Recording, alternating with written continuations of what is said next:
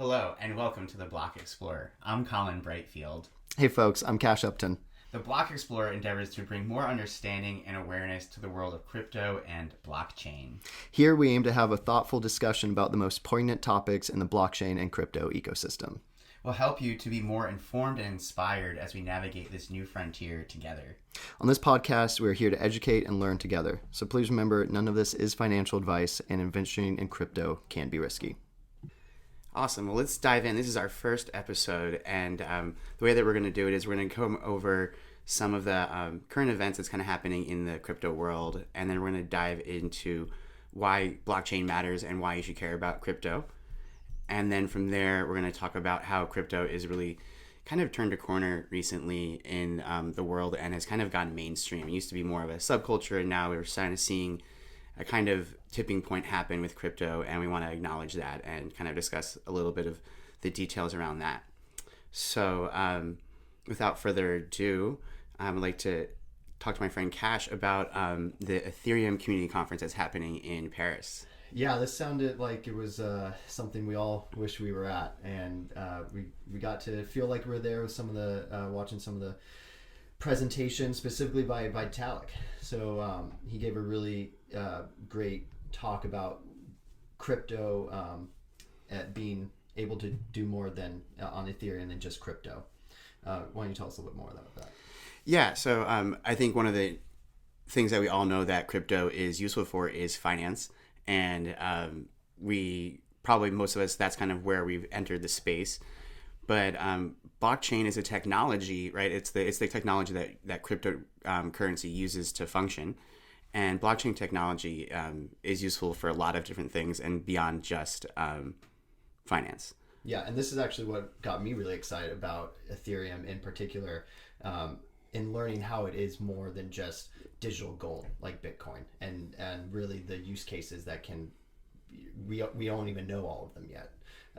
But he talked about decentralizing social media, using your Ethereum ID to log in across all platforms for all of your logins and social medias, and then there's privacy issues, concerns that helps with.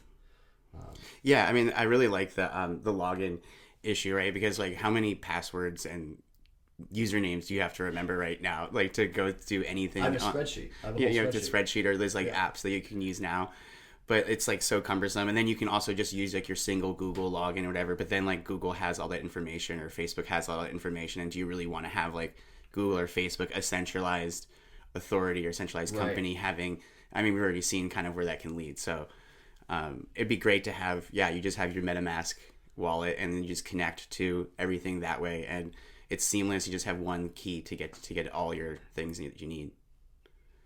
And then just the community of Ethereum. I like the concept you talked about, people being layer zero. Yeah, that's a meme that gets talked about a lot in the Ethereum community, and it's true, right? Like, software doesn't write itself, like code doesn't just like write itself, and so these are all projects that are based in humanity, right? And so I think that's what's cool about Ethereum, is that it has a really strong community that supports people that are new into the space coming in and bringing in their projects, and it's kind of an inclusive, supportive way to embrace development. If you have a good idea and you want to contribute and you have questions, people are happy to help. And that's really what this podcast seeks to explore is the whole blockchain world, not just cryptocurrency in and of itself, but everything blockchain can bring us. Yeah, exactly. So I mean, blockchain is a huge medium to explore, right? There's a big space out there. So I'm excited to dive in with you in all these different avenues. Yeah, and it sounds like some folks on Wall Street are a bit more excited too. There's a recent Fidelity Report saying 70% of investors want to invest in crypto. Yeah, you tell us a little bit more about that. What was your take on that? Yeah. I mean, I think that we're just kind of hitting the, like I said, the tipping point where we're going mainstream. And so now you're seeing these reports come out that are showing, there's one that came out recently that says half of millennial millionaires have at least 25% of their wealth in cryptocurrencies. So if you're a wealthy millennial, people are now understanding that it's a good place to put your wealth. There's another study, that's what I was looking at, by 49% of millennials own cryptocurrency. So pretty much half of millennials actually own some. Own some. Right. Yeah. which is a big percentage. That's insane, right? Population. Yeah, that's crazy. And then a lot less though in the boomer generation though. Those were down in the 10%, I think, maybe. So a lot less. Yeah, in the older yeah, generation, definitely. Which their mentality is the most important relationship you ever have is with your banker, right? And do you have a relationship with your banker? I don't know my banker. No. Yeah, I don't have a banker, and what's cool with crypto is you get to be your own banker. But I think that's kind of like the blessing and the curse for some people, because it is like a lot of responsibility to custody in your own assets, right? You're in control of them, so it's your private keys. It's up to you to keep that thing safe. And there are some hardware wallets. There are some ways to make it more secure, and we'll definitely want to jump into that later on in further episodes, because we want to make people know they can feel comfortable in the crypto blockchain space. Yeah, definitely, for sure. What can you tell me about these NFTs? Getting some hype. Ashton Kutcher and Mila talking about them. Yeah, I mean, we can touch on it a little bit. Yeah, I mean, I think NFTs are non-fungible tokens for people that don't know, right? So it means they're one-of-a-kind pieces of art that are tied to the Ethereum blockchain, meaning they can't be copied, can't fraud, you can't make fake ones, essentially. So if you own it, it's tied to this hash that's in your wallet, so it's pretty much authenticated towards you, one of one. And what's cool about it is that you can create different kinds of communities with them. They can become your access token to an exclusive club per se, or there's different creative avenues people are doing with it. Like with Ashton Kutcher, I think they're doing Stoner Cats, and they're making the show. They're making a TV show or a cartoon show. I don't know if it's going to go on TV. Jane Fonda, Chris Rock, some big names. Yeah, it's going to be awesome. I think Vitalik's going to be a special guest. None other than Vitalik himself. Yeah, and he's got he's been featured. I think Ashton Kutcher's been tweeting some tweets with him and Mila Kunis and Vitalik talking about some basic blockchain and crypto like ideas and defining them, and it's been fun to watch those tweets come out. And actually, it's cool to see how simple you can make it. I feel like he's kind of releasing these tweets to kind of show people what crypto's about. It's almost they're kind of educational. Yeah, they are in a kind of marketing way before his NFT project launches. It's almost like getting people up to speed on what's going on in his fans, because I don't know how much of his fan base is familiar with like actually how to get like a MetaMask wallet and buy crypto and to actually buy an NFT. Maybe they've heard of him, but I don't know if it's helping it go mainstream. Yeah, no, for sure.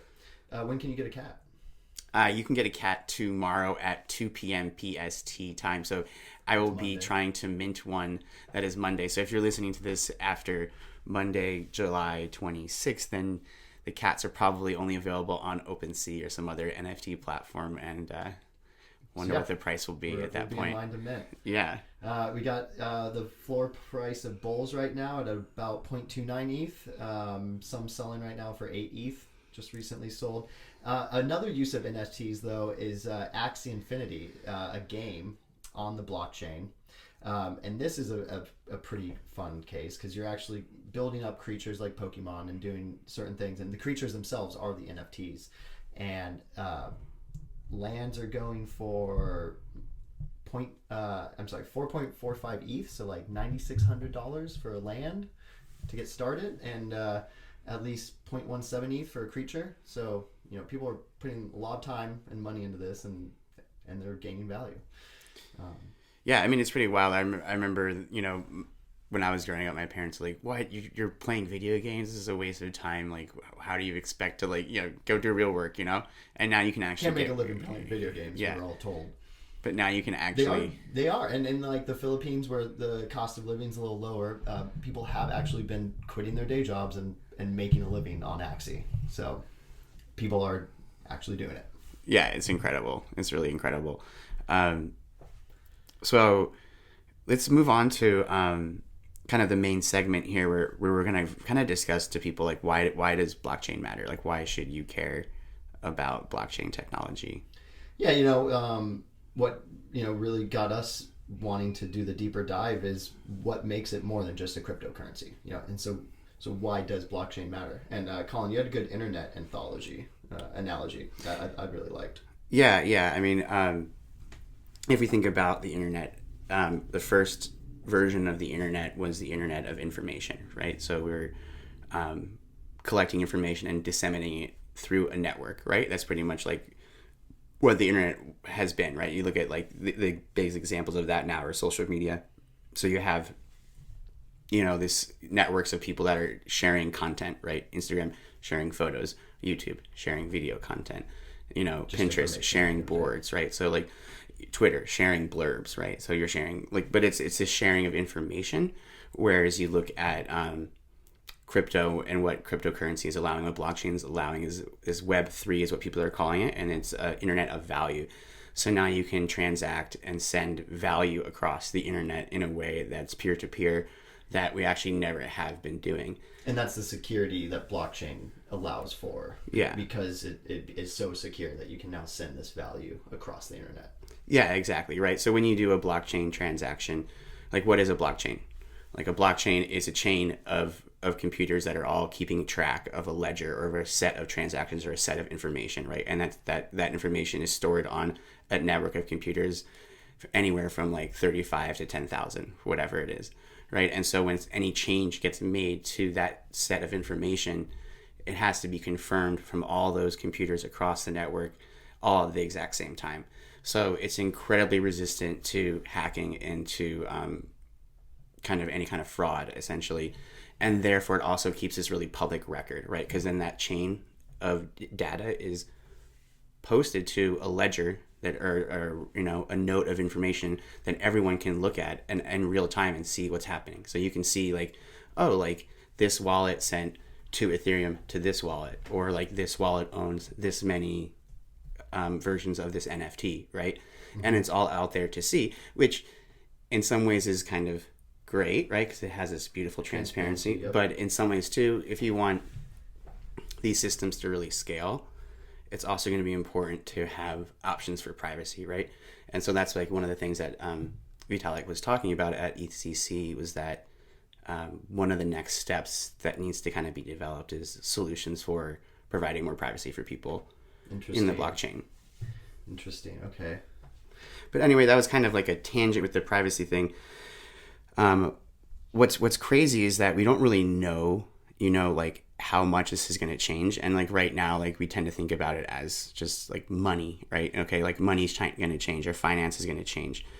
But like if you think that like cryptocurrency or blockchain itself is just going to change just finance, it's kind of like missing like the point. Like it's going to touch like every aspect of our life, because especially if you think about it, like the way that we create value and define money and like do the way that we organize our economy is kind of like how we build our society, right? So if you change like how the economy is based, then you're also going to, in some way, kind of restructure like the way the world works and the way that our society's created. And that goes straight into how wealth is created in our society.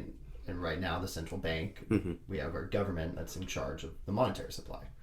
And so blockchain and cryptocurrency kind of gets us outside of that control of the state, which, where we are sitting right now in the US of A, we're fairly blessed. It's a pretty stable government, but it's still, we just had an insurrection a year ago. It's a little crazy still, there is like 4 or 5% inflation right now, so we're making money and then it's just losing its value all the time. So that's something that, just from a stability standpoint, I really love. Yeah, I mean it's wild when you think about that. 40 or pretty much 40%, 39% of all the dollars in circulation were printed or created in the last 5 years. Because they're probably not printed anymore, right? They're just entered in zeros and ones on the computer. Yeah, printed with quotation marks. Yeah, right. Yeah, so I mean, there's definitely.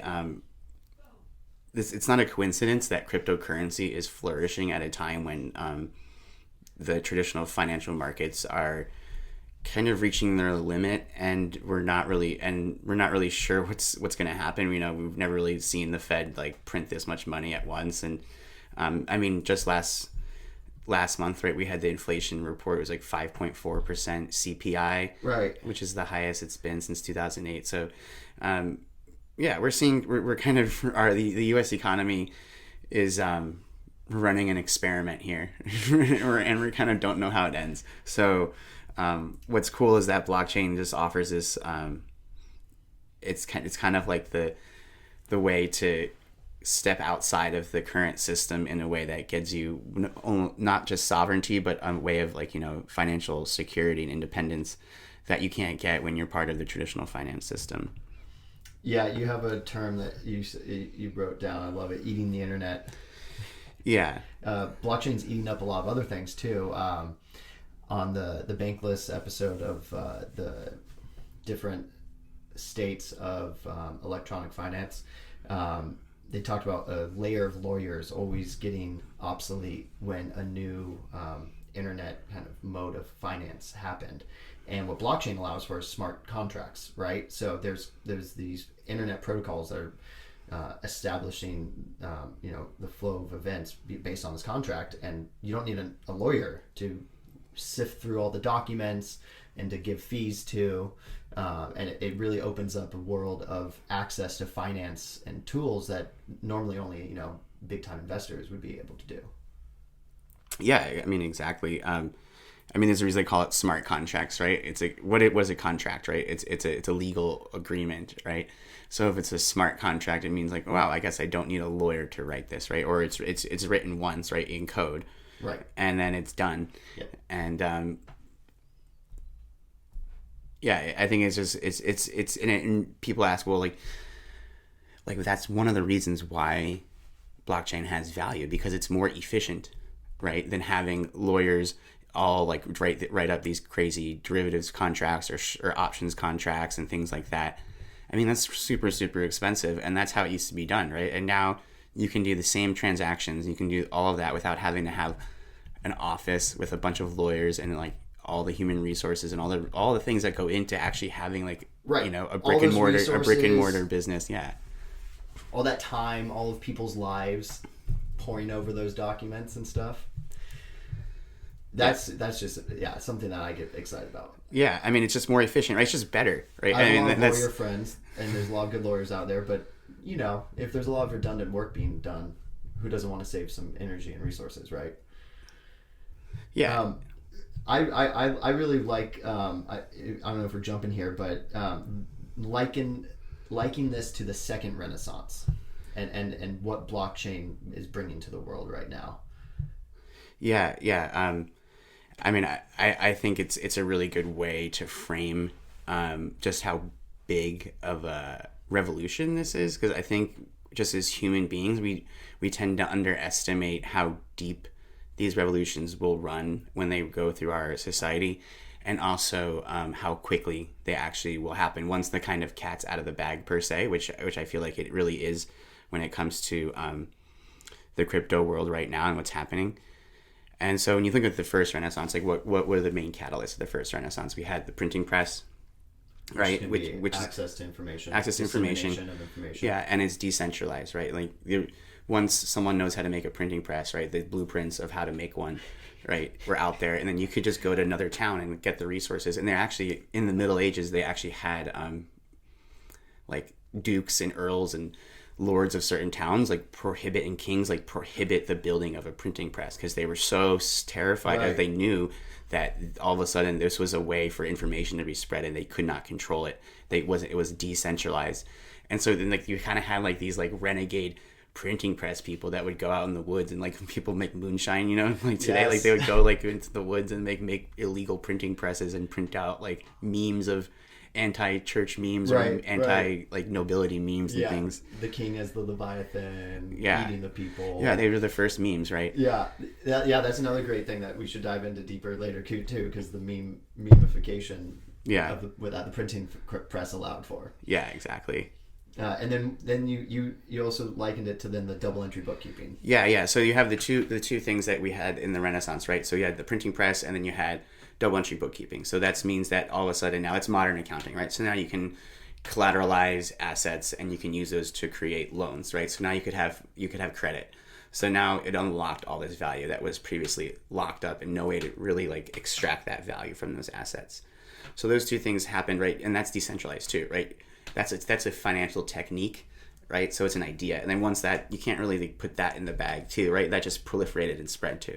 So now you had these two things that moved wealth from the upper class, right, the top 1%, the kings in the church or the the clergy, to to this whole middle class of artisans that were now being able to like borrow and start businesses, right? And so it created this thriving economy that allowed now for this proliferation of new kinds of work, new kinds of money, new kinds of value. All of these new kinds of professions were all created, right? And so if you look at today, we have the internet, right? Dissemination of information. It's decentralized. No one can really just put their finger anywhere and stop it. Although it's pretty scary how good some countries are at putting their thumb on it. Yeah, Cuba just turned off their internet. Yeah, exactly. And then you have cryptocurrency, right? So that's private key, public key, cryptographic technology. So using those two with blockchain allows you to create this whole new financial tool, cryptocurrency. So now we have the two elements too that we had in the Renaissance. We have an element of sharing information that's decentralized, and we have a new financial tool that allows us to unlock previously locked up wealth, right? And now there's value that's being extracted from things that we couldn't really extract value before, or the normal person like you and I didn't really have access to these tools. Maybe investment banks did, or accredited investors did, but the average person could not access these kind of financial tools. And now we're seeing this democratization and decentralization of finance, where now the average person can do the same type of like derivatives and things that usually would only be available to like JP Morgan or Goldman Sachs. Liquidity pools. All these things, yeah. And that was the other element of Ethereum and the blockchain network that really sucked me in is the democratization of those financial tools and being able to give small business loans to, people who don't even have access to a bank account. So they don't know a banker because they don't even have access to one. So, really allowing for more access to these tools that essentially, help to reduce suffering and, build people's livelihoods up, which I think is really cool. Yeah, exactly, Cash. I mean, that's what gets me really excited. I think that, a lot of us get into crypto maybe for the financial, element, or for the cool art with the NFTs. But then when you learn more about actually like the history of money and like how like governments have sort of taken control of the money supply and like the effects that have been long term on society, you really start to see that this is not just a revolution in finance. This is a revolution of our entire society and how our society is structured and like how power is distributed. Yeah, who has control? Yeah, exactly. Who controls the money supply? Who gives them access? And again, we're very fortunate. 4 or 5% inflation isn't actually terrible. Talk about Weimar Germany in the 30s, or these other Argentina just a decade ago. There's Greece. We're a lot of people currently are still experiencing their wealth just diminish in the form of the currency that their nation state is backing. Yeah, exactly. But like even in a bigger question, this is for another episode, but is like, why should inflation be a goal of the government anyway? Right, like it's the goal of right now. It's like the posted goal of the central bank of the Federal Reserve is to have 2% inflation is what they consider a healthy economy. But why is 2% inflation even considered healthy? Right, it's just kind of like, wait, why is my devaluing my wealth my like a goal of my government? right And with some of Ethereum's new protocols, which we'll go into in another episode too, but EIP 1559, you're gonna start burning ether as gas, so it has deflationary principles to it. Yeah, I mean, which is just the exact opposite. Yeah, of which we don't even know what that would look like in the. We're so used to just inflation. Deflationary money? What? Yeah, like let me Google that real quick. Yeah.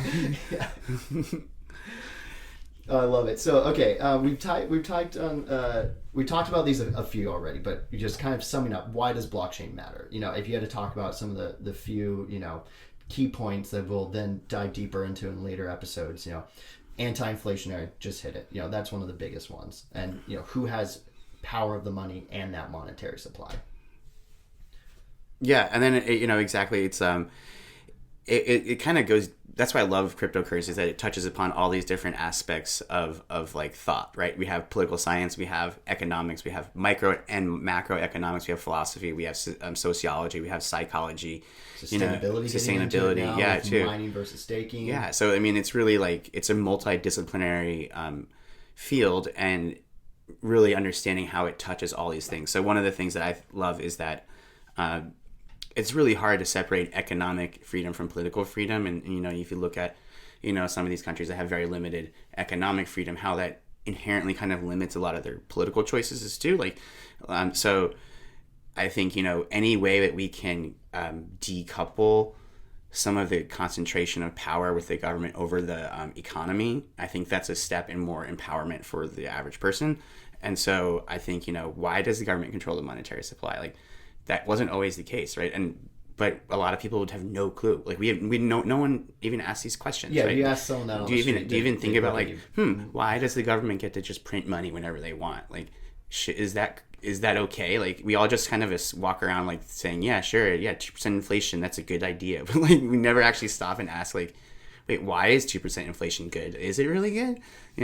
So I think like that's what's cool about blockchain, is that not only like it has these great benefits as a whole, but it's like, yeah, let's get educated on finance. Let's get educated on economics. Like, we're all kind of born into this world, and like we go to school and stuff, but like rarely does anyone actually like talk about these kind of base assumptions that kind of like form the bedrock of our society. We all just kind of like walk around like it's like the air we breathe, or like but we can't even see it because it's just like so part of like the world. Yeah, no, you bring up a really good point. I got my degree in political economy because I thought about those two things, that controlling our lives. They are the biggest influencer of our lives, and why not study them both, right?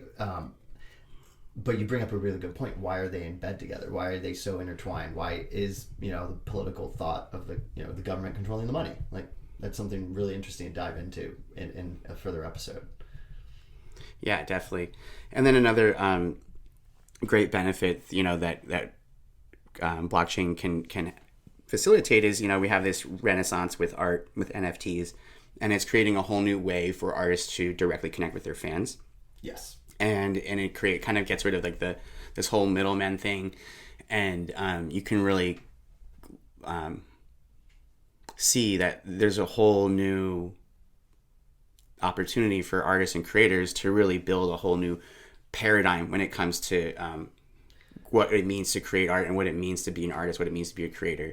Mm-hmm. And like, we don't even know what those structures are. I mean, they're just kind of being born right now. We've seen things with like Gary Vee and VeeFriends with NFTs, and how certain NFTs let you like go to some of events in real life, or like have dinner with Gary Vee. We're seeing some other ones that kind of get you into like a certain kind of club where you get to influence the content.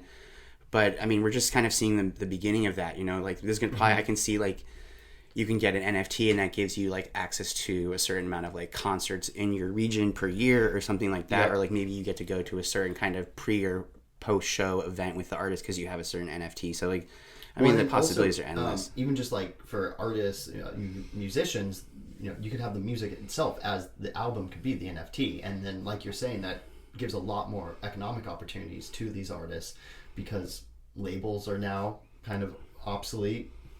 For the most part. Maybe they're still helping with some promotion, but you can get direct, secure, non-replicable albums out to people, and then, you can't copy them and give them to your friends. You still get the artist to have that control over their creative content. Yeah, and what's cool is you can put in with the smart contracts, you can put in these aftermarket kind of programs that actually, so like if I buy an album, say from some artist, and then I sell that album, every time I sell that album or that album gets sold, that NFT gets sold, the artist still gets a royalty from that sale. Yeah. So they get 10% of that album, not just on that first sale, but for every sale for the history of that. Has as long smart as they're contract. Yeah. You don't need to pay a lawyer to be on retainer that entire lifetime of that product. Yeah. No. Yeah. No, and this is really cool. We were nerding out a little bit on this yesterday, though. But how could this be then used for like nonprofits, right? Or like an artist donates something to a nonprofit, it gets sold, and then every time it gets sold, a percentage goes back to that nonprofit, and you can build in these mechanisms to do some philanthropy. Yeah. What do they call it? DeFi-lanthropy? DeFi-lanthropy. Yeah, exactly. I love that. it. I'm a sucker for puns. Yeah, exactly. And then also just transaction fees, right? The fees to bank to send money elsewhere. This is something that really plucked at my heartstrings. We just got to mention it real quick. But remittance, right? Folks who are working abroad, sending their salary home to their family, like 10% of their salary annually goes to fees.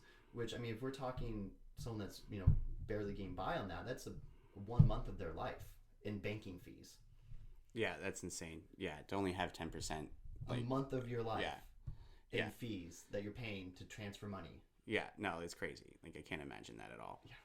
Yeah, so much. So, all right, well, let's move on to our second segment where we're really going to touch upon, we've kind of touched upon already, is how it's going mainstream. And I think one of the coolest examples is Jay-Z changed his Twitter profile to a CryptoPunk, which is one of the OG NFTs from 2017. And CryptoPunks, for people that don't know, are these digital avatars, and they're kind of like these pixelated figures, and they all have like different hairstyles or hats, or maybe some are smoking and some are not, different clothing, and some are more rare than others. Like there's like some that are zombies, some that are aliens. Anyway, I think the cheapest one right now is like around like 20 ETH, maybe more. So yeah, I was just which is like over $40,000 for a CryptoPunk right now. So yeah, Jay-Z changed his profile pic to a CryptoPunk, and the whole crypto world went nuts because they're like, wow, like this is definitely a game changer when you have legendary rappers diving into, and who knows like if he was fully in charge of that or not. Maybe he has someone in his inner circle that's helping him with this. But either way, like that's just super cool, right? It just is like a big nod to like, wow, like this culture is growing, and it's growing really, really fast, and more and more people are just getting interested in how fun it is, right? It's like, because you don't need to have like layers and layers of lawyers to like put billions of contracts all on these things. You can literally just hop in, get a cool CryptoPunk, make your Twitter thing, and dive in and start exploring this universe. There's no you don't have to get an appointment with a banker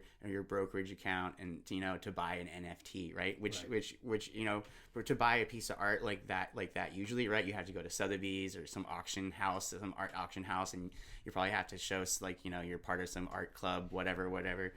So I mean, it's just cool how freeing it is. Yeah, no, I love that, and the power of that NFT community too. Like you're saying, like it's a whole community. The Bulls on the Block community, just people are really excited around this. So it's going to be cool to see it grow more. Something that I really we love that we were talking about earlier is how El Salvador made Bitcoin legal tender, and it has to be accepted by merchants there. And then they went a step further, like a week later, and gave $30 worth of Bitcoin to all their citizens. So yeah, my quick take on this is I love it because it's the El Salvadorians becoming less reliant on the U.S. dollar. Which as an American, I'm not being unpatriotic saying that. I'm just trying to give the El Salvadoran people what I want them to have agency and access to their political power, and not be under a thumb. Yeah, exactly. Well, do you know that the El Salvadoran dollar is pegged to the U.S. dollar? So I mean, how about that? How about like your country's currency is not even like in control of your own government. It's literally the value of your currency is based off what the U.S. central bank, Federal Reserve does. So it's like one step worse than us, right? Because like they don't even get to vote on anything in the U.S. or whatever, but like the U.S. gets to control their wealth. He gets to control their wealth. So I think, and they're being smart, and their president's really smart, and he's saying like, look, like I'm seeing what's happening with the U.S. government and their monetary policy, and money machine go burr and just printing money left and right. So yeah, like why would you want to have your entire economy? Just seems like really like short-sighted to just have your entire monetary supply based on a government that has a really, really loose monetary supply at the moment. So yeah, I think it's smart, and it definitely shows that it's almost like, some people are like, oh, it's just a publicity stunt, or it's just like this gimmick. But the fact that they're actually making good with giving out like Bitcoin to people, and it seems like they're actually trying to make it work, which is cool. They're having government officials help people set up MetaMask wallets down there. I mean, I don't know, but I think that'd be really cool.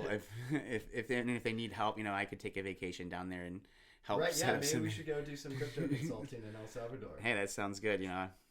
The waves are pretty good I was too. Gonna say the waves are pretty good down there, right? There's another country too that just made a move into digital currency, the Bahamas.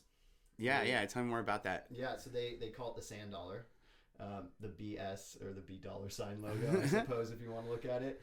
But yeah, so they're essentially using a digital bank token or coin, would you call it? Why don't you dive in a little bit deeper on that one? Yeah, so they created what's called a CBDC, central bank digital currency, and it's pretty much like a copy of their normal currency, but just a digital form, right?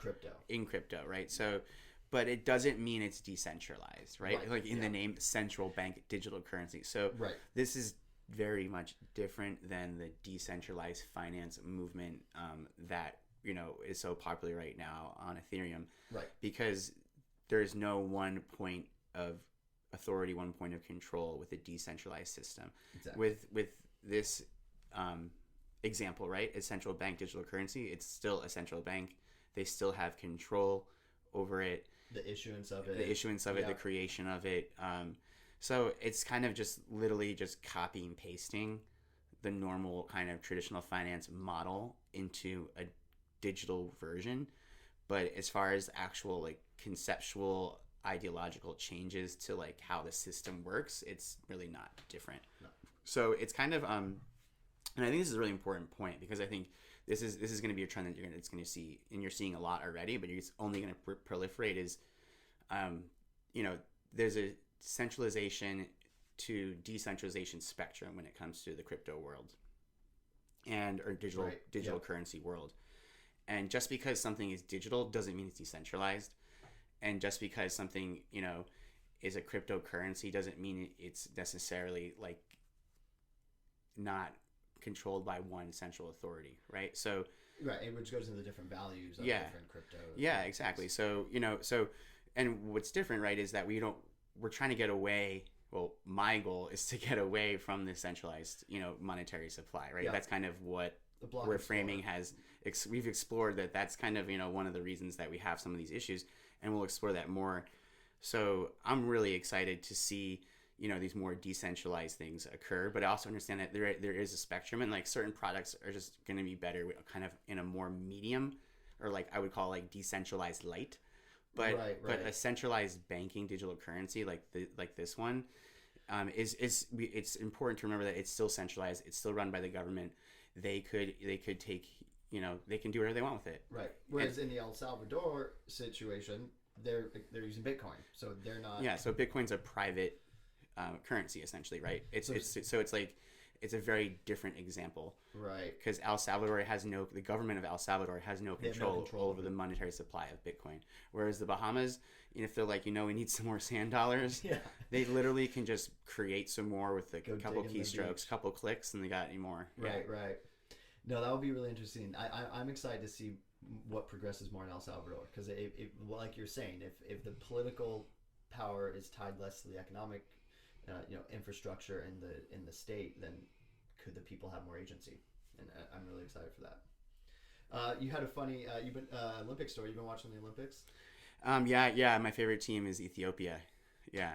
They have a lot of funny memes and things have been kind of flying their way with the Olympics starting. We had Jack Dorsey drop a tweet with because every symbol or every country for the Olympics has a 3-letter abbreviation, and of course like Ethiopia's is the ETH, which is also the abbreviation for ETH, which is the Ethereum money. So Jack Dorsey tweeted kind of like in a trolling way the symbol of ETH and then like the flag of ETH, and like kind of like joking that like that's like the use of Ethereum. It should be just like for the Olympics, and it's not really trolling ETH. Yeah, because he's kind of more of a Bitcoin person. And then like what's funny is that the Ethereum community just embraced it and ran with it and like started just creating super funny memes and tweeting out really, really funny things. I remember one of the funnier tweets, I can't remember who it was, but they said two major narratives on the horizon that are bullish for Ethereum. EIP 1559, and they said long distance running at the Olympics. I love it. I love it. Yeah, just embracing it. Best fans. I love it. Yeah. But yeah, there's even more stuff going on with Ethereum that's been kind of in the news recently. Elon Musk said that he owns some Ethereum, and he disclosed his assets. Yeah. I mean, it's kind of funny that what he owns, but he said he owns Dogecoin, Bitcoin, and Ethereum are the three cryptocurrencies he has, and of course he owns some Dogecoin, but right. But I think what the more exciting thing is that he actually confirmed that he owns some Ethereum, and I don't think as much as Ethereum as Bitcoin, but it's cool that he has some, and I think that I know there's a lot of people who are like diehard Elon Musk like fanboys and fangirls and just follow what Elon does, and so like if Elon says this, they just go for it. So not bad for the community. No, it's good. It's good for Ethereum. Yeah. And I mean, and crypto continues to just move into the mainstream. FTX, which is a crypto banking centralized exchange, they bought the naming rights to the Miami Heat NBA basketball stadium in Miami. Oh. Yeah, so Sean Bankman-Fried, he's the creator of it, and he just is like ready to just kind of take over the world with his crypto bank FTX, and he's not afraid to do it, and he likes to just kind of flex and do these fun things. So yeah, he bought the naming rights to. I mean, I think that's the first stadium in the world that's owned by a cryptocurrency bank. But yeah, I'm sure this is the start of this. This is definitely the start of a trend. I'm sure we'll see that as crypto banks and cryptocurrency starts to proliferate, we're going to see more kind of examples of the reach that it has happened.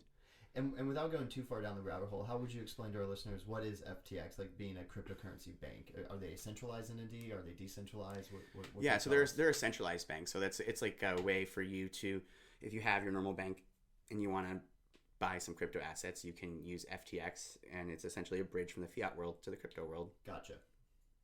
And from there, you can deposit your assets into your FTX. You can buy some. You can get your dollars into this exchange where you can buy Bitcoin, Ethereum, whatever kind of crypto assets you want. And the thing to remember though is when you buy assets in FTX, right? And if you just leave them there in your kind of, it's like a Fidelity account essentially, but it's a crypto bank, right? It's a brokerage firm. So if when you buy a stock like on Fidelity, right? Fidelity buys a stock and puts your name next to it. They don't actually give you the stock to you're not actually the one who's custodian of the stock, right? Right, they're holding on to it. Yeah, so same thing with FTX. Like if you go into FTX and you buy some Bitcoin, FTX is just putting your name next to the Bitcoin that they bought in your name, right? It's like an IOU essentially, right? So FTX actually still is the custodian of your assets, right? Which isn't really fully, it's not decentralized finance, right? Because it's still a centralized bank, right? They're a real company and they have real people working there, and you're trusting that FTX is going to be around enough and it's not going to fail, and they're going to have your assets, and if you want to withdraw them you can. So then that's why you would then withdraw them to a wallet. Yeah, exactly. So like this is the next further step, right? To go down the crypto frontier, right? Is then you go from an exchange to a decentralized wallet that lets you then interact with the decentralized web, Web3, and DeFi. Cool. No, that's a good take. A few other things coming on the horizon, like we mentioned, EIP 1559 going to hit soon. Yeah, I think that's scheduled for August 4th. Is that right, or August 5th?